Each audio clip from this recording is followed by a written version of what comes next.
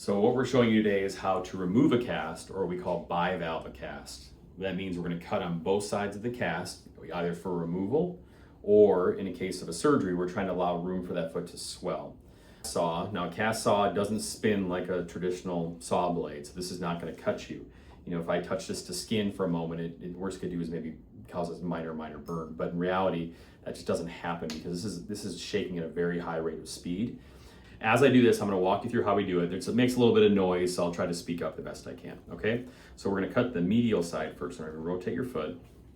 So the first part is I'm going to protect her skin by putting my fingers underneath, and I'm essentially cutting between there. Now, as this cuts, it's going to dive in. I'm not going into the cast and dragging it along. It's a series of punches as we go down.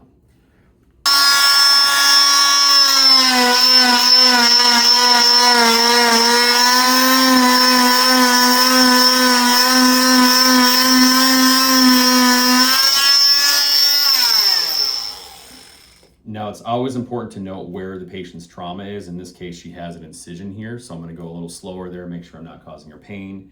And then I'm going to cross hatch where I join these two, meaning that I'm not just going to meet them like this, because then you're going to potentially not cut all the way through.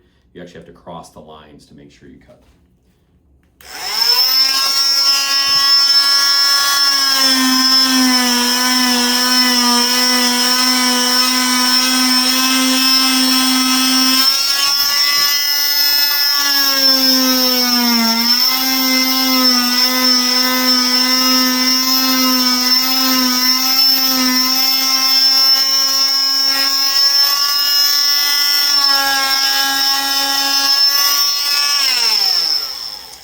Now you'll notice I kind of separated the skin away from the saw when I did that again on this side.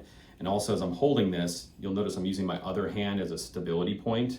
Some people put it against their stomach. You just want something else besides this one hand when you're cutting that, okay? So now we're gonna cut the other side.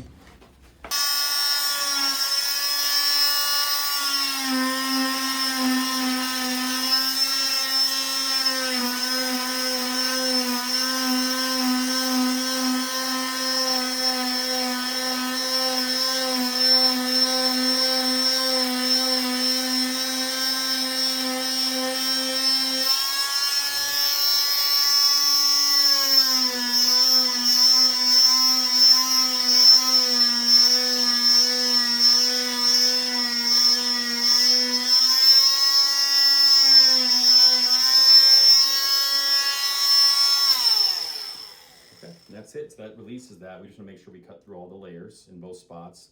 If we were taking it off, we use a cast spreader device to remove that. Now, in some cases, people get the cast a little too tight by the little toe. And if that happens, you can always kind of cut like a little V notch out of that area to give that a little breathable space and just remove the fiberglass that's on the outside that would potentially bother them. So what next we're going to do is wrap this with an ACE bandage. So as I apply the ACE bandage over the top of this, you can overlap the edge of the cast if you wish. And this one can be on tighter because you're not really going to pull this on too tight because there's a cast which is rigid. But if the patient feels like there's swelling, I'm so sorry. If the patient feels like there's swelling there, what she can do is she can remove the ACE bandage and reapply it, and that will give it a little more breathing room inside that cast so she doesn't feel so tight. And then as that swelling reduces by her icing, then she could go back to putting those on tighter again. So it's a whole 2 weeks later after you put this cast on, and now we're actually going to finish the process of removing it. So remember again, we bivalve the cast for swelling, but this is also the same fashion in which you would remove a cast. So what you do next is we're going to remove the cotton that's at the top, the stockinette. And once I get through all this, just take a moment. I'm going to go upside down here, it might be easier for me. Here you go. So the stockinette's what's holding everything together.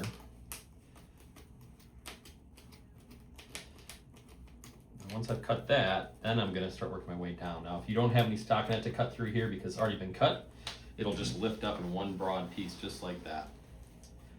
And then I'm going to remove by the toes, being careful to protect the toes.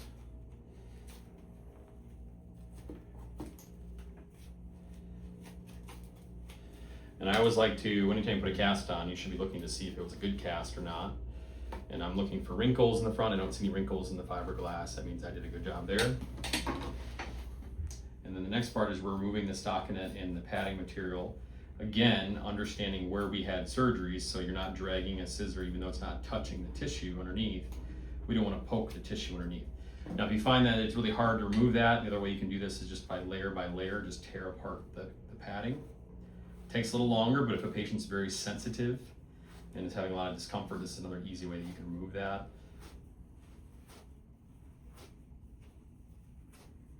And I can finish the stockinette just like this.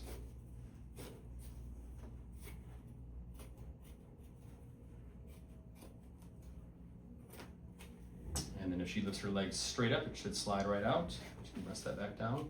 And that's just the dressing underneath. And again, I'm going to check my cast, make sure I did a good job. The other area that we would notice issues is in the back, kind of this area here. If I felt any kind of bumps or lumps, that could be a source of irritation for the patient, and there are none. So no cast ever put on was ever perfect. We want to try to get as close as we can. And that's the removal of the cast.